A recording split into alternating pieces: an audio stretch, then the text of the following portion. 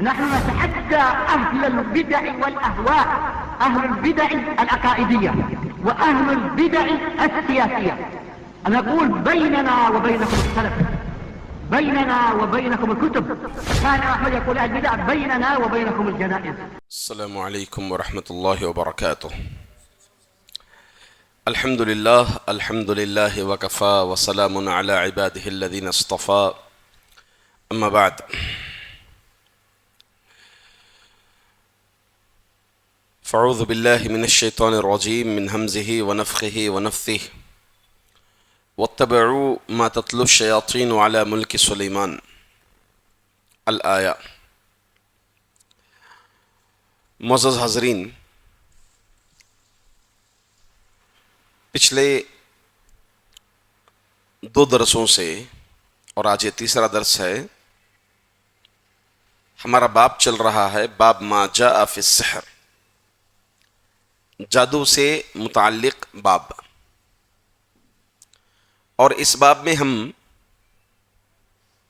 کئی باتوں کو جانے تھے۔ ایک تو جادو کا معنی کیا ہوتا ہے، اس کا مفہوم کیا ہوتا ہے، پھر اس کے بعد جادو سیکھنے کا، سکھانے کا حکم کیا ہے،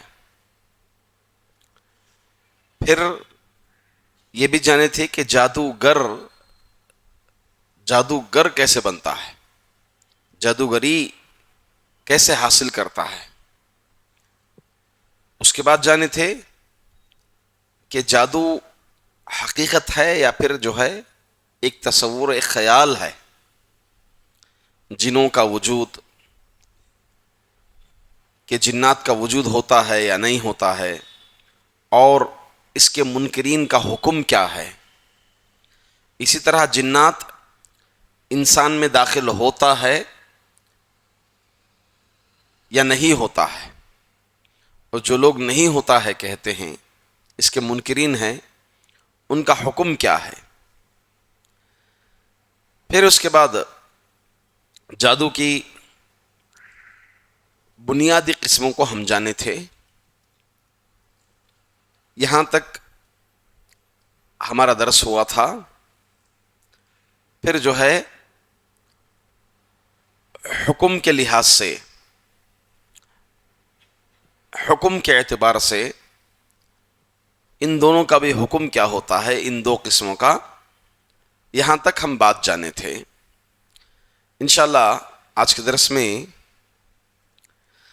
یہ جو جادو کے اقسام ہیں، کیسے جادو ہوتا ہے، اس کی صورتیں کیا ہیں، اس کی شکلیں کیا ہیں، کیسے جن حملہ کرتا ہے، کس طرح خیال میں مبتلا کرتا ہے انسان پر، اور جادوگر کیسے اس کو اس کام پر لگاتا ہے، وہ بھی جانیں گے۔ اور ساتھ میں آخر میں اس کا علاج کیا ہے، اس سے متعلق ہماری انشاءاللہ آج کے درس میں گفتگو ہوگی۔ جادو کی جو بنیادی قسمیں آپ پڑھے تھے، وہ ایک سحر حقیقی ہے اور ایک سحر خیالی ہے، تخیل، خیال، اور دوسرا ہے حقیقی جادو، سحر حقیقی۔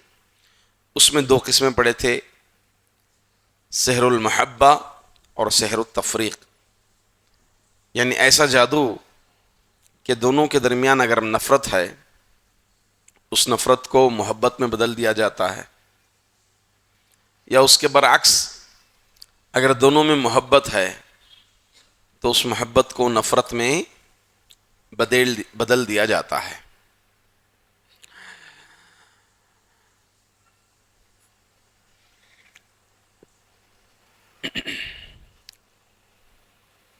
جادوگر کا حکم کیا ہے؟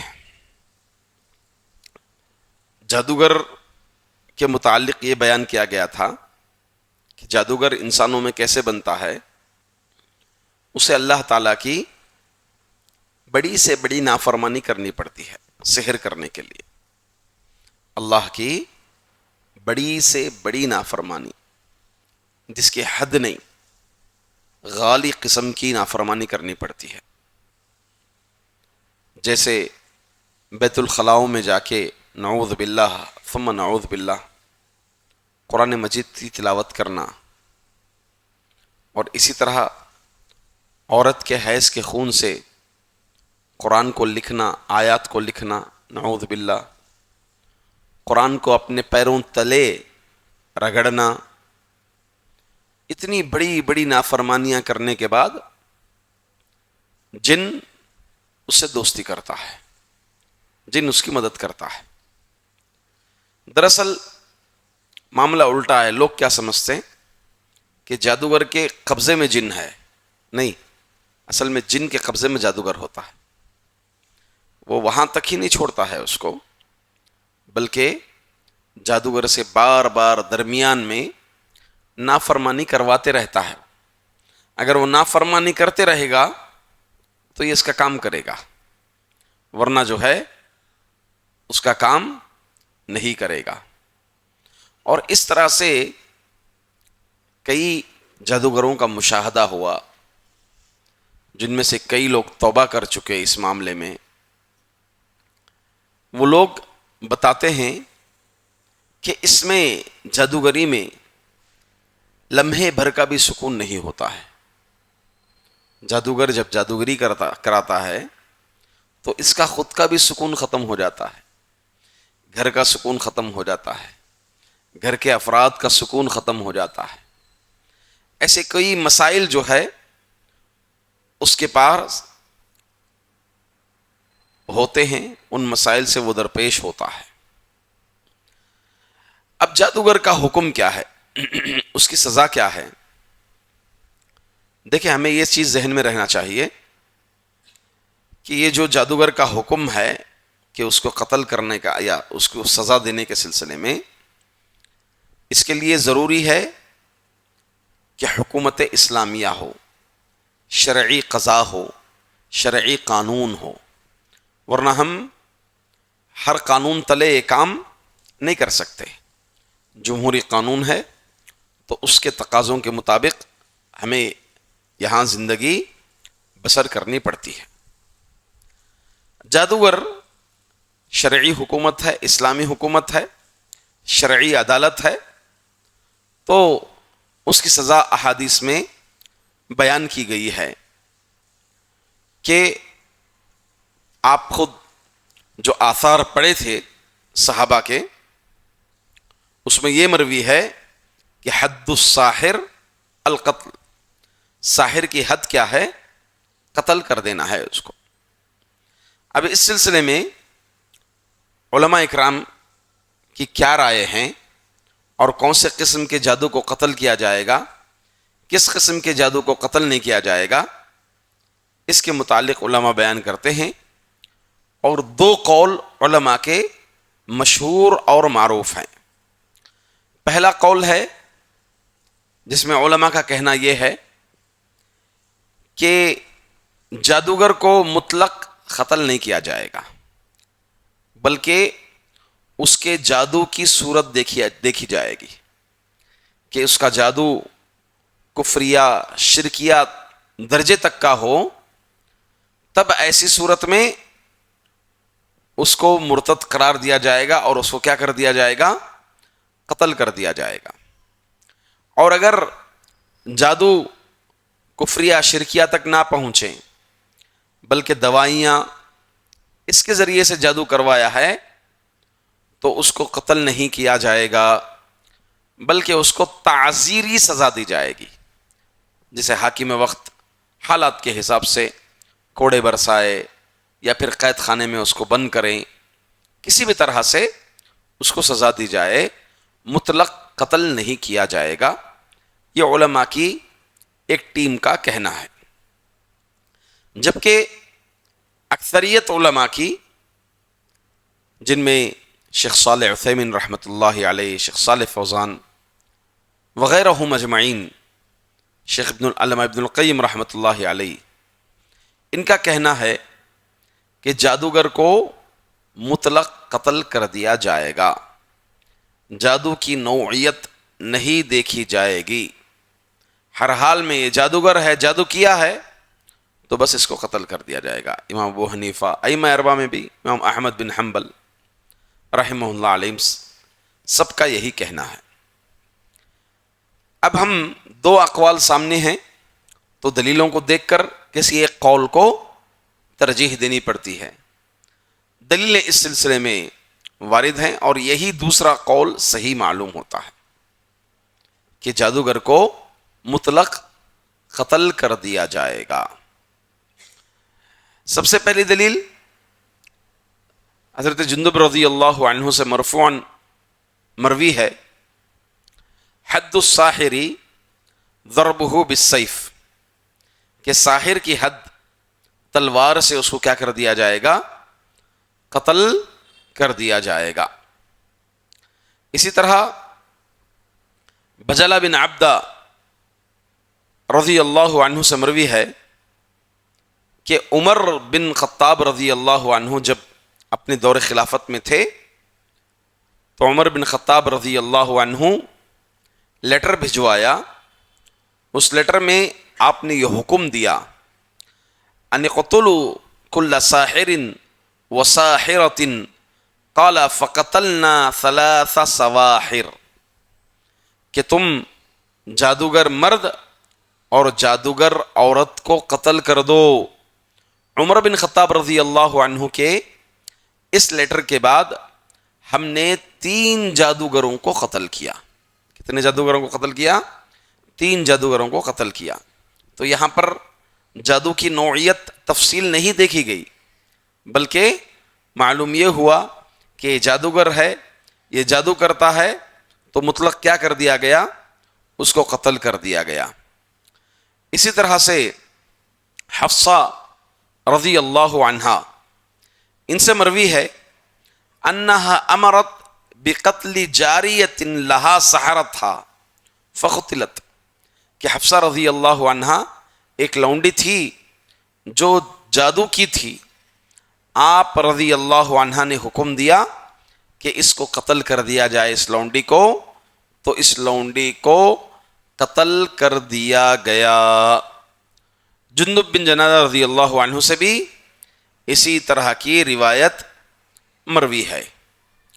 امام احمد بن حنبل رحمۃ اللہ علیہ فرماتے ہیں عن ثلاثۃ من اصحاب النبی صلی اللہ علیہ وسلم، جو کہ اس میں مروی ہے، یعنی آپ کے نسخے میں موجود ہے کتاب التوحید کے اندر، کہ 3 صحابہ سے یہ بات مروی ہے کہ جادوگر کو قتل کر دیا جائے گا، جبکہ قدر تفصیل روایات دیکھیں گے تو 3 نہیں بلکہ 7 صحابہ سے یہ مروی ہے کہ جادوگر کو قتل کر دیا جائے گا مطلق۔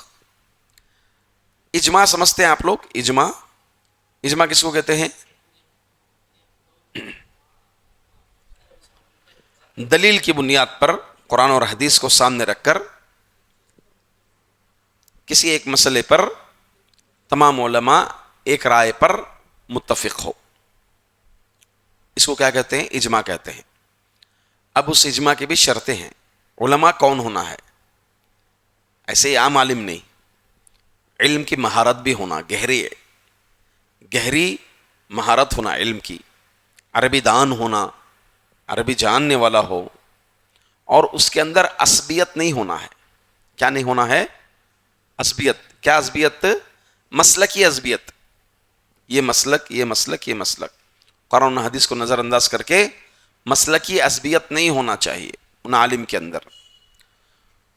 تو اس اجماع کی 2 قسمیں ہیں، ایک اجماع سکوتی ہے، اس میں سکوتی کا مطلب کہ کسی ایک عالم یا 2 عالم یا 3 علماء نے فتویٰ دیا ہو، بقیہ علماء خاموش رہے ہوں، تو اس بات کی دلیل ہے کہ یہ علماء بھی اس رائے سے متفق ہیں، اس کو اجماع سکوتی کہتے ہیں۔ تو اس کو علماء نے لکھا ہے یہ صحابہ کا اس بات پر اجماع ہے، اور یہ اجماع سکوتی ہے۔ 7 صحابہ اکرام سے یہ چیز مروی ہے، اور کسی صحابی نے بھی اس معاملے میں مخالفت نہیں کی ہے۔ کون ہیں 7 صحابہ اکرام جن سے یہ چیز مروی ہے؟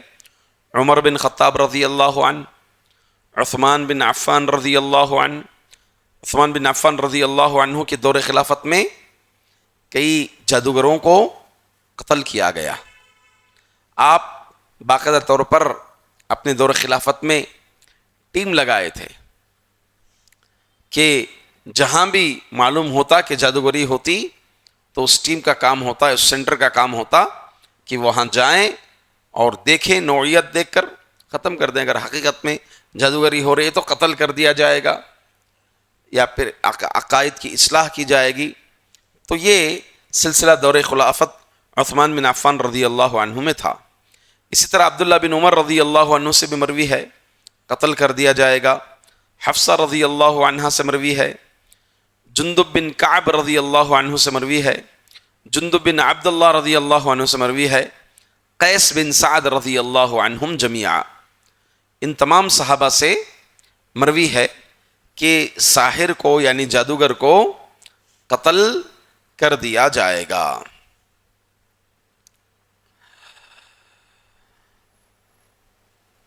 سوال یہ ہے، جادوگر کو قتل کرنے سے پہلے کیا اس کی توبہ قبول ہوگی یا نہیں ہوگی؟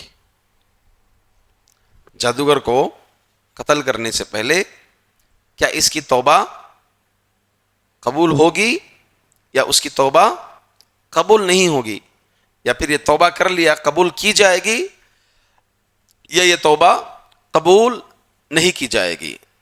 یہ مسئلہ دنیا میں حد نافذ کرنے کے اعتبار سے ہے۔ اب رہا رب کا معاملہ، توبہ اگر کوئی کرتا ہے تو اللہ تعالیٰ کا دروازہ، توبہ کا دروازہ کھلا ہوا ہے۔ اگر کوئی حقیقی معنی میں اللہ تعالیٰ سے توبہ کر لیں، سچی توبہ کر لیں، تو اس کی توبہ اللہ تعالیٰ مرنے سے پہلے ضرور بضرور قبول کرے گا اور اسے آخرت کے عذاب سے بھی نجات دلائے گا۔ ابن قدامہ رحمۃ اللہ علیہ المغنی، ابن قدامہ کی مشہور و معروف کتاب ہے المغنی لابن قدامہ، بڑی پیاری کتاب ہے، فقہ پر مبنی ہے، بڑی طویل کتاب ہے، اور ایم ماجسٹر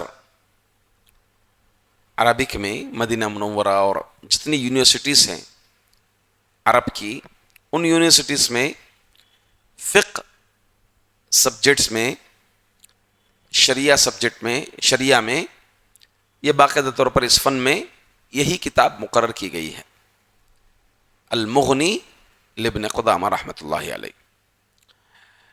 الغرض اب رہا معاملہ کہ دنیاوی سزا کے سلسلے میں کہ اگر اس کو سب سے پہلے توبہ کا مطالبہ کیا جائے گا، بعض علماء کہتے ہیں کہ اگر وہ توبہ کر لیں ٹھیک ہے، ورنہ جو ہے اس کو قتل کر دیا جائے گا، جبکہ دوسرے علماء اکرام کہتے ہیں کہ نہ اس سے توبہ مطالبہ نہیں کیا جائے گا، بلکہ علی الفور کیا کر دیں گے، اس پر حد نافذ کر دیں گے، اس کو قتل کر دیا جائے گا۔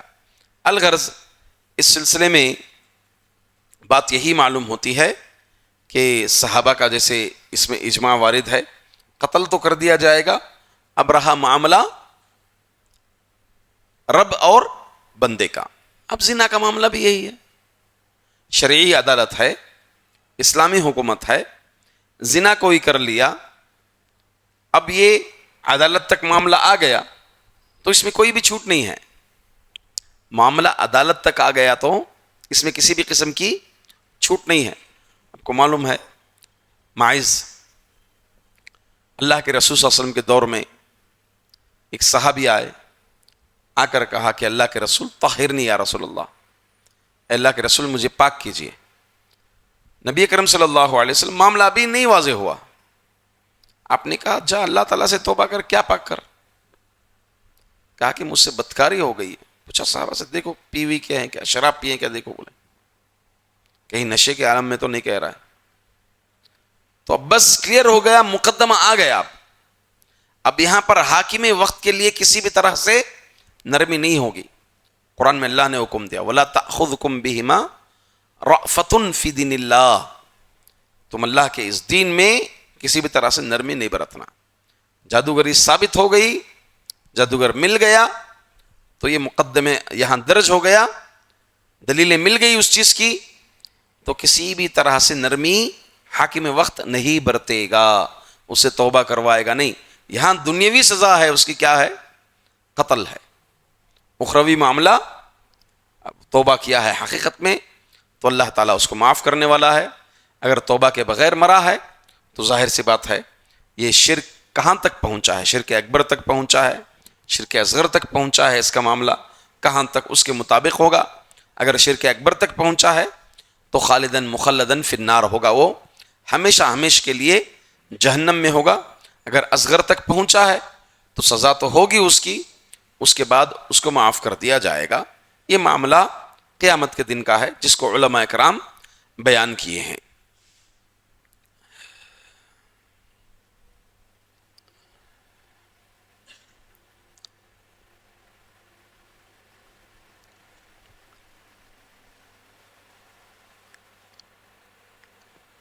جادوگر کا انجام دنیاوی لحاظ سے بھی اور اخروی لحاظ سے بھی.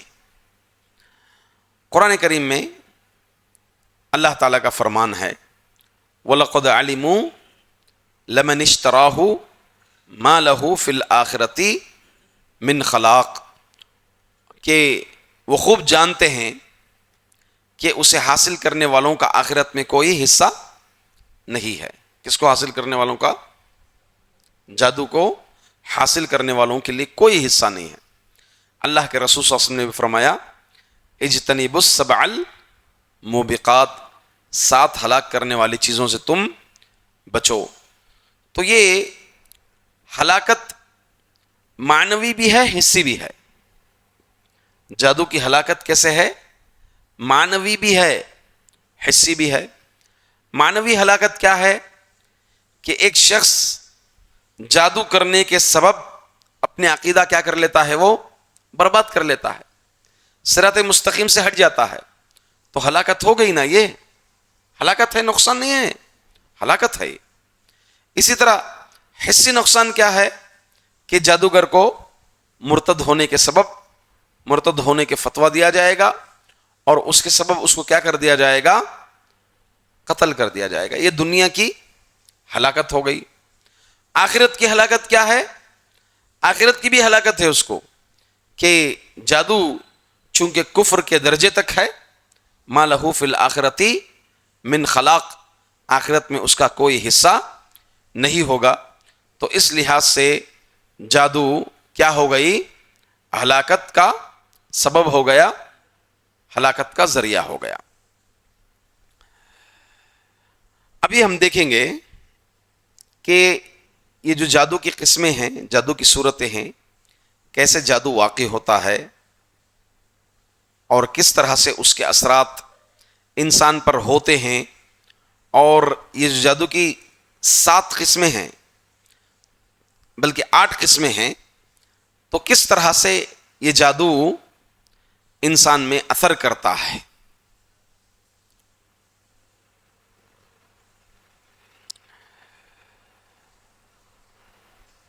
سب سے پہلے ہم جانیں گے سحر محبت, یعنی محبت کا جادو. میں آپ کو اس سے پہلے ایک بات بتا دوں, انشاءاللہ آخر میں پھر بتاؤں گا وہ بات, کہ یہ سب جو بیان کر رہا ہوں میں, اس میں عموماً علماء کے تجارب ہیں. کیا ہیں؟ تجربے ہیں. ان تجربوں کو میں جو ہے آپ کے سامنے کچھ تجربوں کو بیان کر رہا ہوں. ایک مومن کو اگر ایسے کچھ آثار, ایک اثر بھی آئیں, کچھ اثر ہوں, کوئی ایسی علامت نظر آئیں, تو وہ فوراً وہاں وہم نہیں کرنا چاہیے, بلکہ اللہ تعالیٰ کی طرف لوٹنا چاہیے. تو کوئی ضروری نہیں کہ اگر 5-6 آثار ہوں اس میں کوئی 2 اثر 2 ایفیکٹ کسی پر ہو رہے ہیں تو یہی ہو, کوئی ضروری نہیں ہے. دوسرا مسئلہ بھی ہو سکتا ہے, جسمانی مسئلہ بھی ہو سکتا ہے. تو بس ان چیزوں کو اس لیے بیان کیا جا رہا ہے تاکہ جو ہے ان چیزوں سے بچ سکیں اور اذکار و دعاؤں کی پابندی ہماری زندگی میں آ سکیں. اللہ کے رسول صلی اللہ علیہ وسلم نے اس کا ذکر کیا ہے حدیث میں، ان الرقا والتمائم والطیولۃ شرک. رقیہ اور تعویذات اور سحر محبت یہ شرک ہے. رقیہ کون سا؟ رقیہ غیر شرعیہ. کون سا رقیہ؟ غیر شرعی. غیر شرعی طریقہ اپنا کر اس کی نوعیت میں بیان کیا تھا آپ لوگوں کو، نہیں پچھلے درس میں یا اس سے پہلے کے درس میں بتایا تھا کہ رقیہ شرک کے درجے تک کیسے پہنچتا ہے. کیسے؟ رقیہ غیر شرعیہ بھی شرک اکبر بھی ہو سکتا ہے، شرک اصغر بھی ہو سکتا ہے. کیسے؟ کوئی بتائیں صورت اس کی ایک.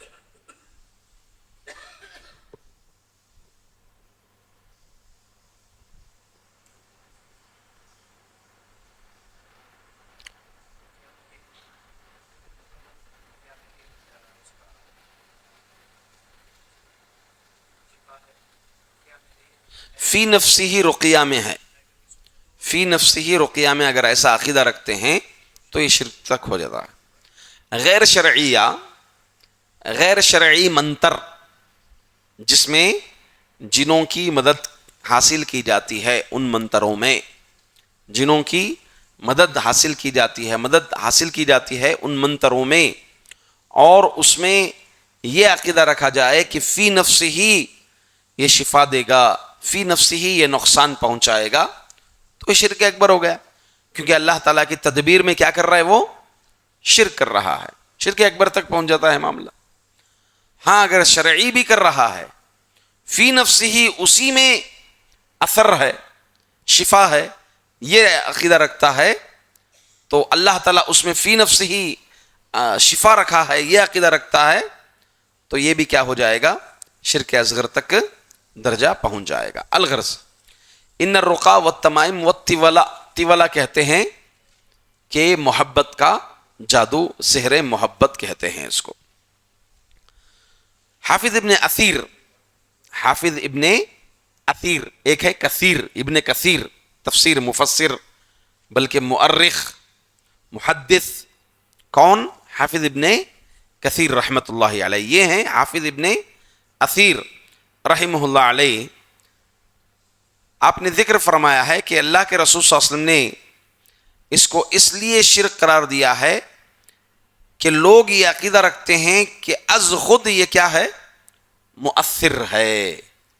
یہ از خود یعنی فی نفس ہی اثر رکھتا ہے، اس لیے اس کو شرک قرار دیا ہے.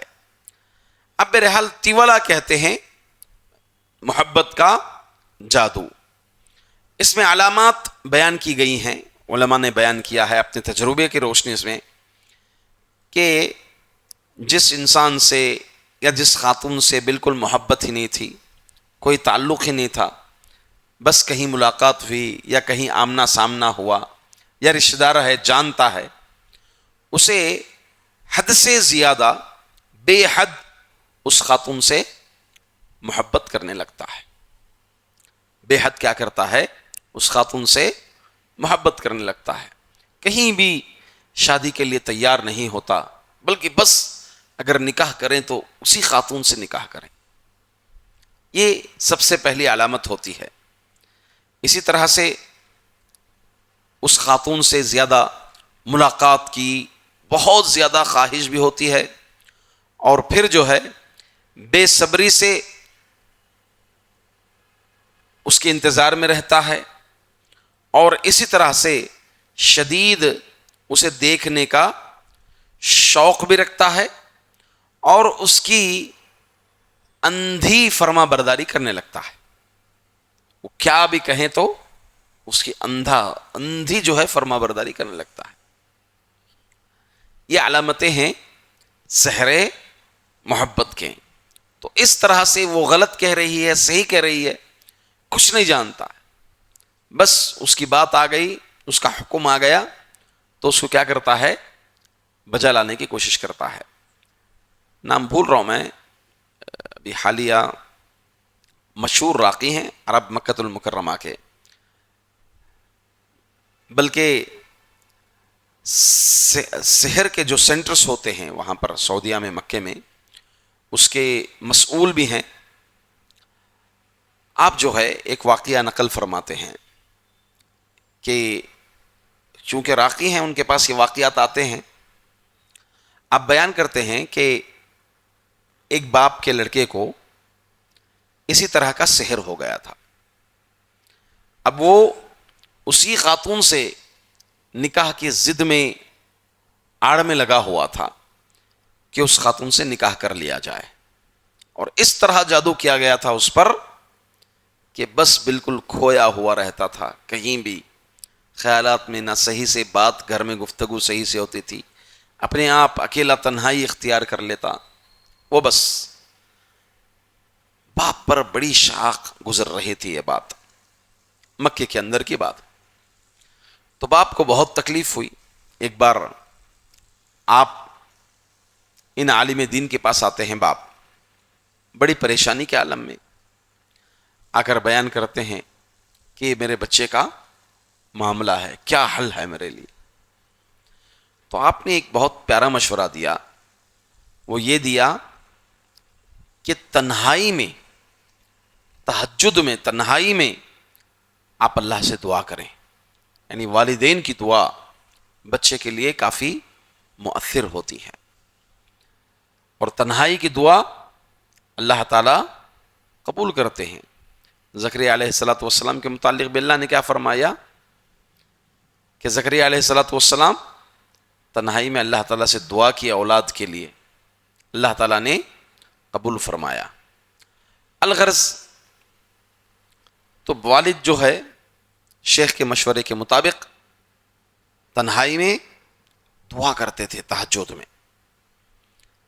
اتفاق ایسا ہوا کہ اسی وقت نماز فجر سے قبل انہیں ایک کال آتا ہے.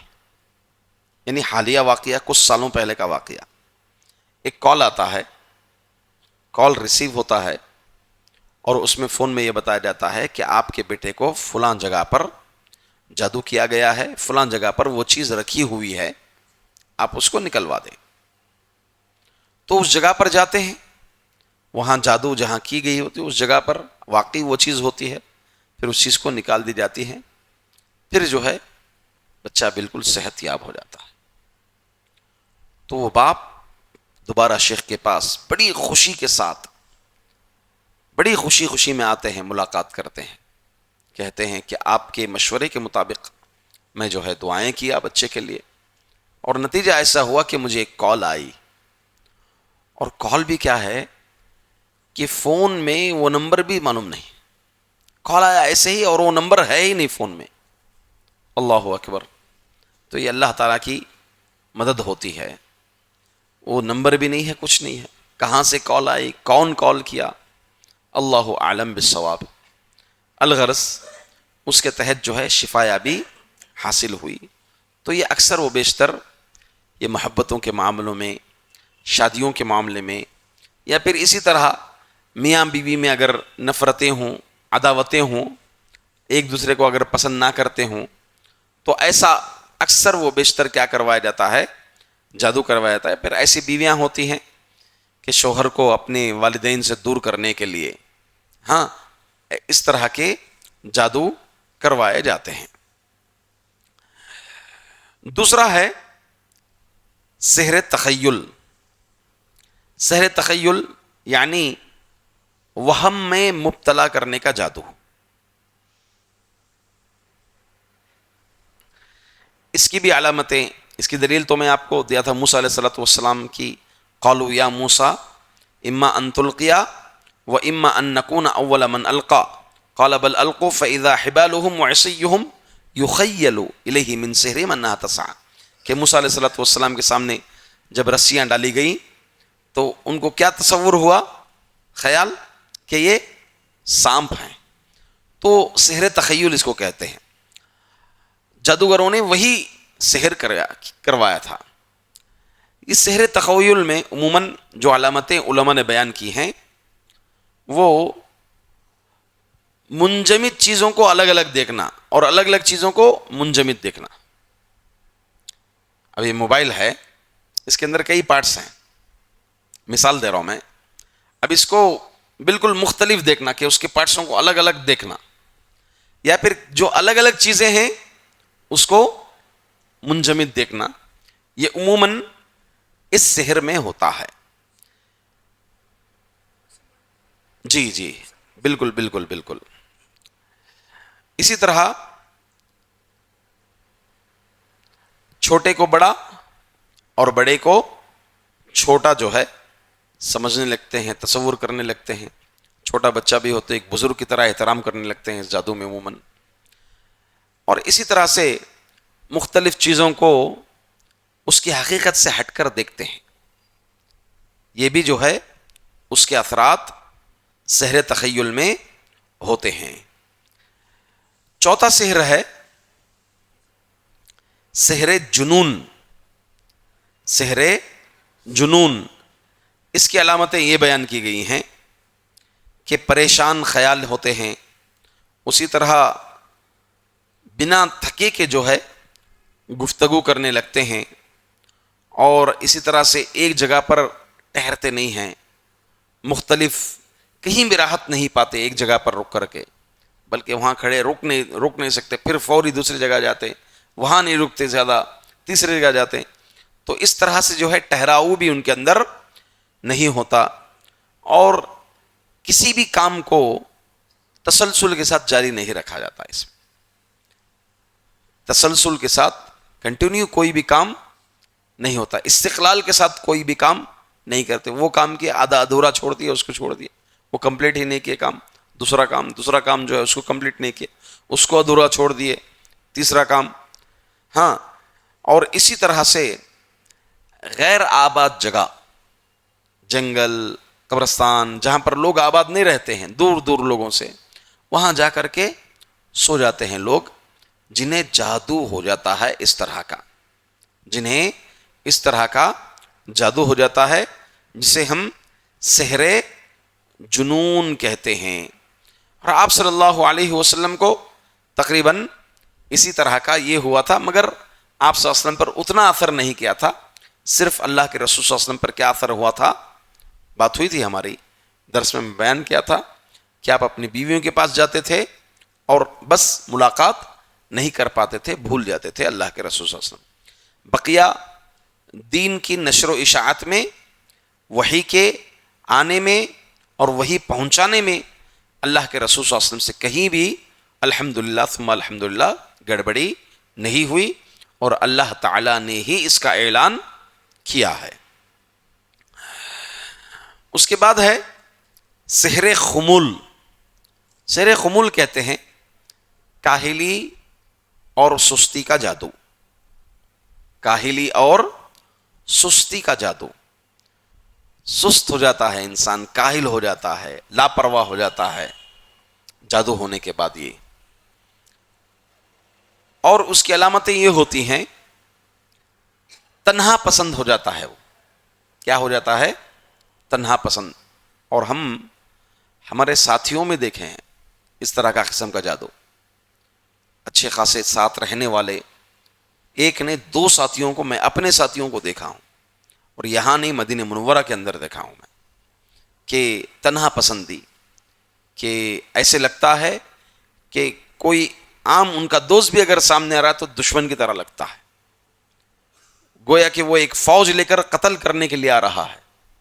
ایسا تصور کس میں ہوتا ہے؟ سحر خمول میں ہوتا ہے. اسی طرح سے مکمل خاموشی، گفتگو ہی نہیں. ایک تو تنہا پسندی، اور پھر جو ہے مکمل خاموشی، پریشان خیال ہو جاتا ہے، محفلوں سے دور، اور سستی کا غلبہ. سوتے ہیں تو 1.5 دن 2 دن 3 دن سو جاتے ہیں، کھانے کے بغیر، کھانے کا خیال نہیں، پیٹ کا خیال نہیں رہتا. تو یہ بھی بہت ہی خطرناک قسم کا جادو ہے جسے سحر خمول کہتے ہیں. اسی طرح ایک اور جادو ہے سحر ہواتف، یعنی چیخ و پکار کا جادو. چیخ و پکار کا جادو، اس میں ہوتا کیا ہے، بڑے ہی دہشت ناک خوفناک خواب نظر آتے ہیں، اور تسلسل کے ساتھ، کبھی ایک آدھ بار نہیں بلکہ جو ہے تسلسل کے ساتھ، اور پھر ایسے لگتا ہے یہ سویا ہوا ہے تو کوئی انہیں پکار رہا ہے، کوئی انہیں پکار رہا ہے۔ اور اسی طرح سے بہت زیادہ وسوسے آتے ہیں، یہ بھی ایک علامت ہے۔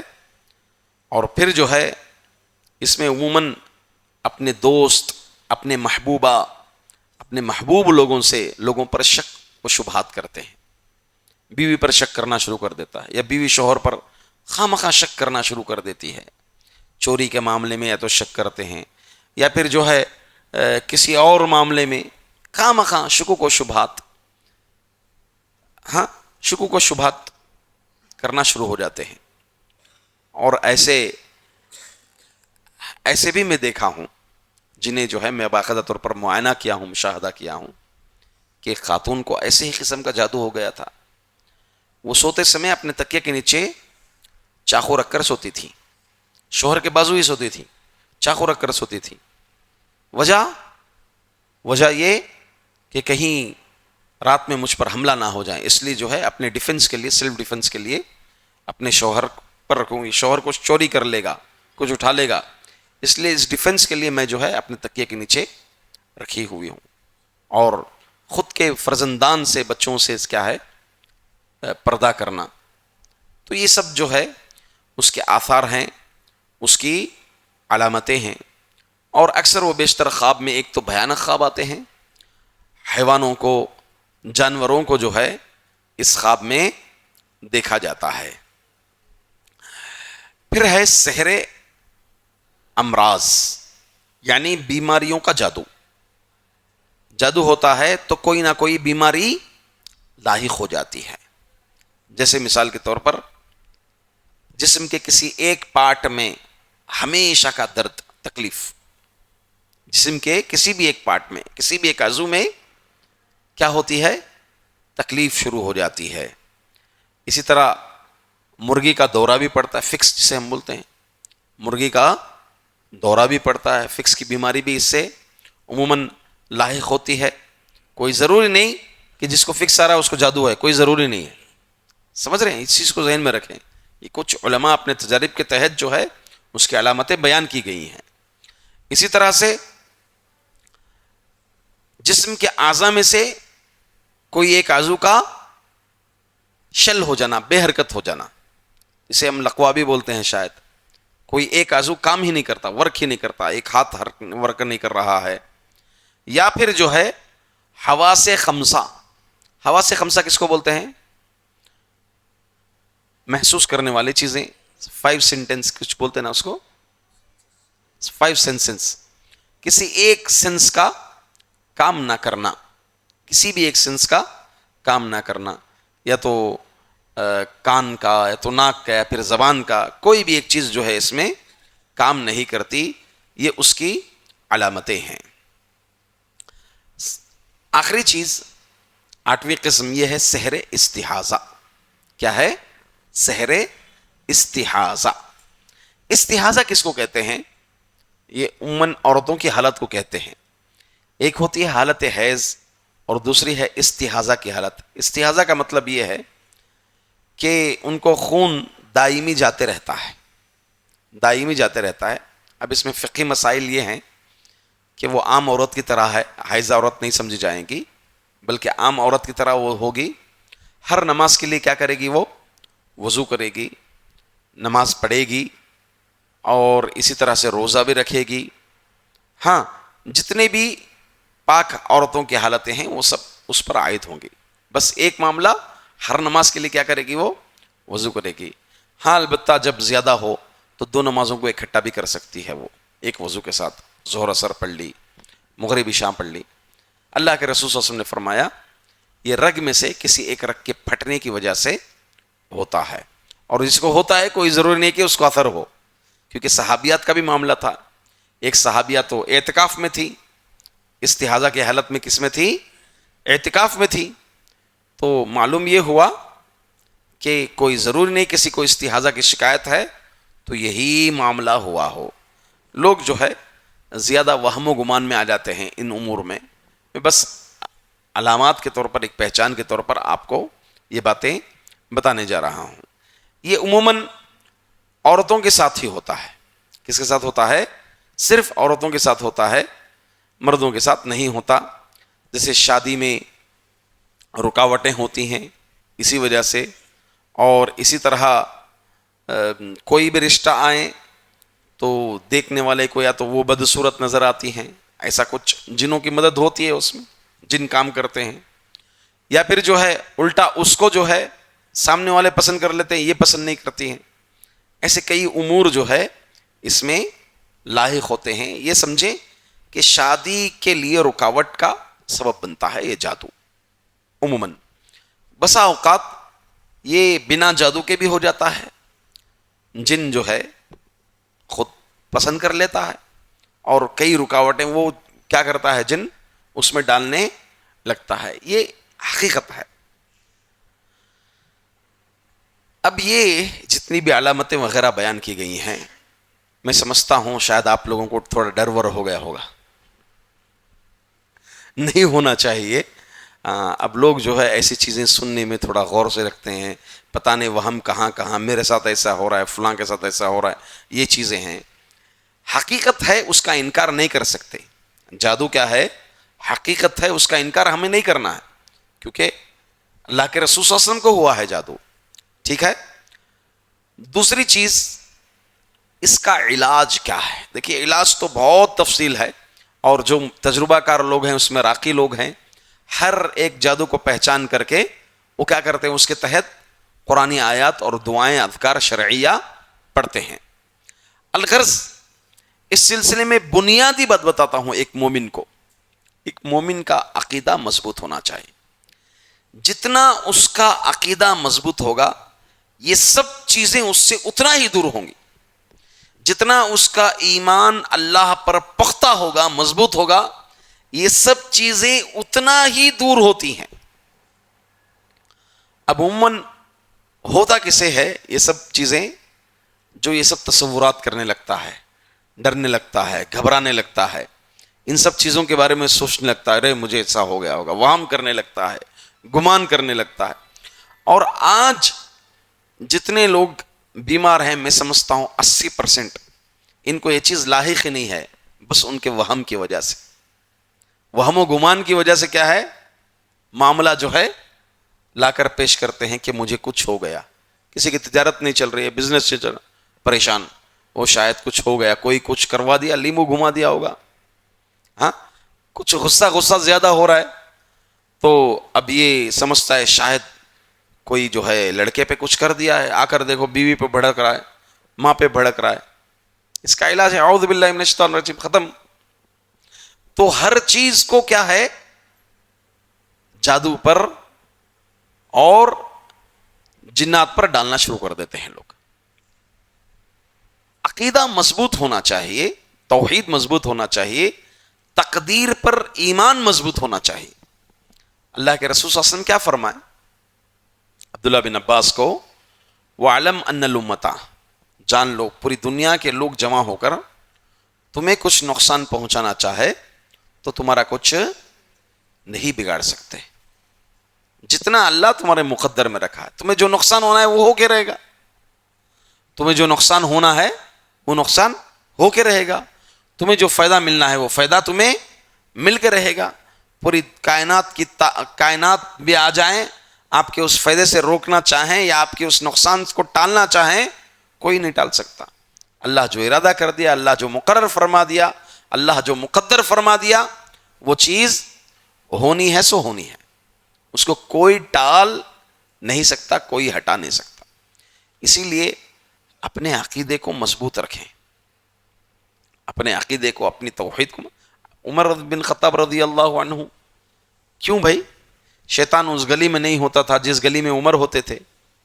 کیا مطلب ہے؟ آپ کا عقیدہ، آپ کا عقیدہ تھا، وہ ایسا مضبوط عقیدہ تھا.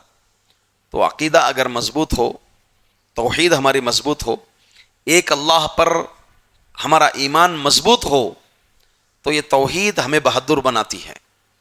مصیبتوں کو فیس کرنا، ہاں پریشانیوں کو فیس کرنا، یہ توحید بہت ہی آسانی سے نمٹ لیتے ہیں جتنی ہماری توحید مضبوط ہوگی. اور جتنی کمزور ہوگی وہم و خیال میں اتنے ہی ڈرپوک ہوتے جائیں گے، اتنے ہی خوف زدہ ہوتے جائیں گے اگر ہمارا عقیدہ کمزور رہے گا. تو کالے کوے کی آواز سے بھی کیا کریں گے؟ ڈرنا شروع ہو جائیں گے. کالا کوا آواز کرتا ہے، کیا ہے آج کالا کوا آواز کر رہا ہے، کالی بلی گزری تو جانا چھوڑ دے گا. یہ سب کیا ہے؟ بزدل. کیوں بزدل بنا ہے؟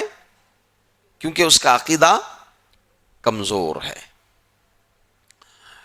اللہ کے رسول صلی اللہ علیہ وسلم نے فرمایا تداو یا عباد اللہ. بیماری حق ہے. بیماری دو قسم کے ہوتی ہیں، ایک جسمانی اور دوسری روحانی. جسمانی عام ہے، ڈاکٹروں کے پاس علاج ہوتا ہے، اس کا تجربے کے ذریعے سے دوائیاں دے کر کھلا کر اس بیماری کو ختم کرتے ہیں. اور روحانی علاج یہ بھی حق ہے. اس میں سے جادو بھی جو ہے روحانی بیماری ہے، روحانی بیماری ہے. تو اللہ کے رسول صلی اللہ علیہ وسلم نے کہا تم دوا کرو. کیا کرو؟ دوا کرو. ایسا نہیں کہ بیماری آ گئی، ارے اللہ کی مرضی چھوڑ دو بول کے چھوڑ دیں گے. شوگر کا پھوڑا بن گیا، اللہ کی مرضی وہ اللہ تعالیٰ مقدر میں رکھا، چھوڑ دیں گے. کیا کرنا ہے؟ آپ علاج کرنا ہے، اس کو علاج کرنا ہے. بخار آ گئی، سخت بخار، ارے اللہ تعالیٰ جو مقدر میں رکھا ہے اس کو چھوڑ دیں گے. نہیں، یہ ایمان نہیں ہے. یہ بلکہ آپ کو کیا کرنا ہے؟ آپ کی صحت کا خیال رکھتے ہوئے آپ کو علاج کرنا ہے، آپ کو علاج کرنا ہے. ویسے ہی روحانی مرض لاحق ہو جائیں تو اس کا بھی علاج ہے. اب علاج کیسے؟ جیسے شریعت نے بیان کیا ہے، جیسے شریعت نے بیان کیا ہے.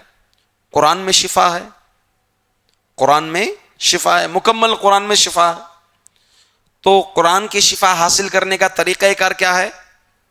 اس کی تلاوت کی جائے، اس پر عمل کیا جائے، اس کے پیغام کو دوسروں تک پہنچایا جائے. یہ قرآن کریم کی شفا کا حصول کا طریقہ ہے. اگر کوئی قرآن کو لے کر گلے میں لگا لیں، تعویذ بنا کے رکھ لیں، ہاتھ میں ڈال لیں، گھروں میں توغرا بنا کر رکھ لیں، ہاں دیوار پر چپکا لیں، آیت لکھ کر لگا لیں، نصر من اللہ وفتح قریب، مدد اللہ تعالیٰ کی طرف سے اور عنقریب فتح ہے بول کر آیت لکھ کر لگا لیا. اب یہ سمجھتا ہے اللہ تعالیٰ کی طرف سے مدد ہے، مجھے کچھ بھی نہیں ہوگا، لکھ کر لگانے سے ہو جائے گا، دیوار پر چپکانے سے نہیں، اس کو پڑھنا ہوگا.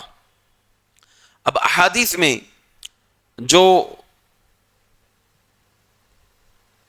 دعاؤں کے اذکار کے سلسلے میں اور جن آیتوں کے سلسلے میں وارد ہے اس کو بکثرت پڑھنا چاہیے، اس کا اہتمام کرنا چاہیے. سورۃ الفاتحہ، اس سورۃ الفاتحہ کا ایک نام ہے شفا، سورۃ الشفا.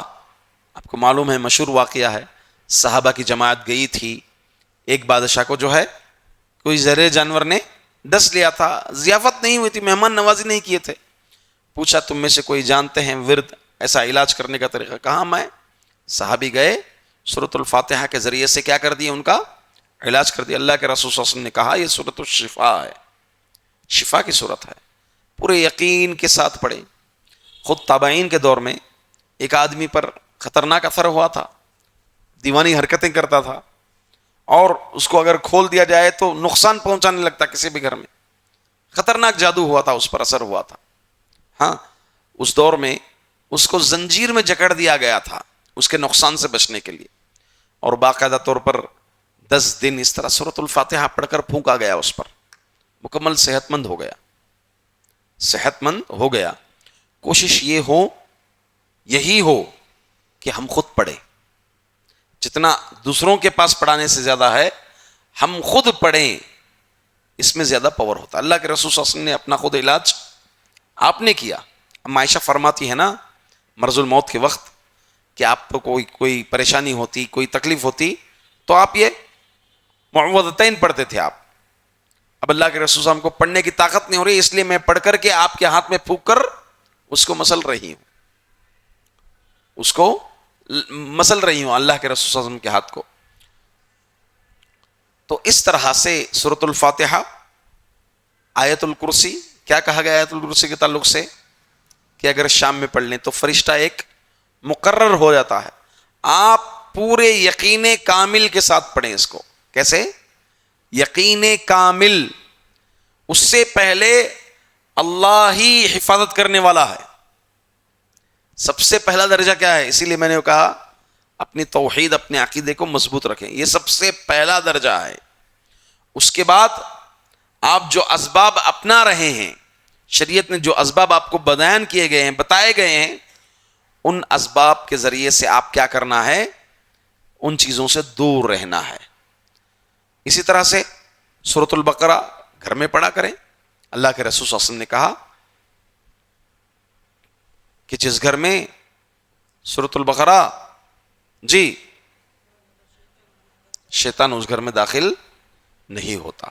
سورۃ البقرہ کا تلاوت، اس تلاوت کا اہتمام کریں، پڑھیں اس کو پوری ہمت سے. اسی طرح معوذتین ہیں. پھر سورۃ البقرہ کی آخری دو آیتیں ہیں، قل هو اللہ احد، قل اعوذ برب الفلق، قل اعوذ برب الناس، معوذات. اس کا اہتمام کریں. اس کے اندر ہر شر سے پناہ طلب کی گئی ہے. پھر صبح اور شام کے اذکار ہیں، صبح اور شام کے اذکار ہیں، ان کا اہتمام. بسم اللہ الذی لا یضر مع اسمہ شیء فی الارض ولا فی السماء وہو السمیع العلیم. اس کی فضیلت جان کر پڑھیں. آپ کو یہ اثر زیادہ کرے گی کہ کیا فضیلت ہے. صبح پڑھ لیے 3 بار، شام تک کوئی چیز نقصان نہیں پہنچاتی، سو نہیں پہنچاتی. اعوذ بکلمات اللہ التامات من شر ما خلق 3 بار پڑھ لیں، شام تک کوئی چیز نقصان نہیں پہنچاتی. لا الہ الا اللہ وحدہ لا شریک لہ لہ الملک ولہ الحمد وہو علی کل شیء قدیر 100 مرتبہ پڑھ لیں. 5 فائدے: 10 غلام آزاد کرنے کا ثواب، وہ بھی اولاد اسماعیل علیہ السلام کی اولاد میں کے 10 غلام آزاد کرنے کا ثواب ہے. ہاں، 100 نیکیاں، 100 گناہ مٹ جاتے ہیں، اور شام تک کسی بھی قسم کا اثر نہیں ہوگا، حتیٰ کہ نہ کسی زہر کا بھی اثر ہوگا. اور 5ویں فضیلت، اللہ کے نزدیک سب سے محبوب بندہ ہوگا. وہ اس دن جو اس ورد کو پڑھتا ہے اللہ کے نزدیک سب سے محبوب بندہ ہوگا. وہ اس کو پڑھیں. اعوذ بکلمات اللہ التامات من شر ما خلق. یہ دعا کے متعلق آتا ہے کہ ہمارے اسلاف اس دعا کا اہتمام کرواتے تھے اپنے بچوں سے بھی، اپنے بچوں کو بھی پڑھواتے تھے. نتیجہ کیا ہوا؟ واقعے میں وارد ہے کہ ایک رات ایک بچو یا سانپ نے ایک بچی کو ڈس لیا، کوئی اثر نہیں ہوا. جی، کوئی اثر نہیں ہوا. کیوں؟ پورے یقین کے ساتھ اپنے بچوں کو ان دعاؤں کا اہتمام کرواتے تھے. آج ہمارا معاملہ کیا ہے معاشرے کا؟ کاجل کے ٹیکے، تعویذ کے پنے، ہاں، بچوں پہ پتہ نہیں کیا کیا طریقہ کار اپناتے جا رہے ہیں. کاجل کا ٹیکا بچوں کو نظر نہیں لگنا. اتنی پیاری پیاری دعائیں ہیں. ابراہیم علیہ السلام، اللہ کے رسول صلی اللہ علیہ وسلم، یہ دعا کون سی جو ابراہیم علیہ السلام اپنے بیٹے اسماعیل اور اسحاق کو پڑھ کر پھونکتے تھے، حسن اور حسین کو اللہ کے رسول صلی اللہ علیہ وسلم پڑھ کر پھونکتے تھے. کون سی دعا؟ اعوذ بکلمات اللہ التامہ من کل شیطان وہامہ ومن کل عین لامہ. اس دعا کو پڑھیں، کسی بھی قسم کا نظر نہیں لگے گی. تو یہ کچھ دعائیں ہیں، ان کا ہمیں صبح و شام اس وقت میں اس کا پڑھنے کا اہتمام کریں. سب سے پہلے یقین کامل، توحید ہماری مضبوط رکھیں. ہاں، اس میں ان کے پیچھے ان کے پاس مسائل بیان کرنے کے بجائے اپنا مسئلہ آپ خود حل کریں. یہ سب سے بہترین بات ہے، سب سے اچھی بات ہے. کیونکہ استرقاء کے سلسلے میں تو میں بیان کیا ہوں، ایک باب بھی گزرا تھا کہ رقیہ طلب کرنے والے بغیر حساب و کتاب کی جنت میں داخل نہیں ہوگا. لا یسترقون، جو بغیر رقیہ جو طلب نہیں کرتے لوگوں سے، وہ بغیر حساب و کتاب کے جنت میں داخل ہوں گے. ایک صفت، جیسا کہ ہم اس سے پہلے کے باب میں پڑھے ہیں. الغرض انہی چند باتوں پر میں اس باب کو ختم کرتا ہوں، باب السحر کو انشاءاللہ اللہ سے دعا کرتا ہوں کہ اللہ رب العزت ہم تمام کو اپنے عقیدہ مضبوط رکھنے کی توفیق عطا فرمائے. اللہ تعالی ہمیں ہر شر سے بچائیں. جو لوگ اس معاملے میں پریشان حال ہیں اللہ تعالیٰ انہیں شفائے عاجل شفائے کامل عطا فرمائے. ان کی پریشانیوں کو اللہ تعالیٰ دور فرمائے. جن پر جادو ہوا ہے ناحق اللہ رب العزت انہیں صحت کامل صحت عاجل عطا فرمائے اور اس کا توڑ فرمائے. آمین. السلام علیکم ورحمۃ اللہ وبرکاتہ. فاعلم أنه لا إله إلا الله واستغفر لذنبك وللمؤمنين والمؤمنات والله يعلم متقلبكم ومثواكم.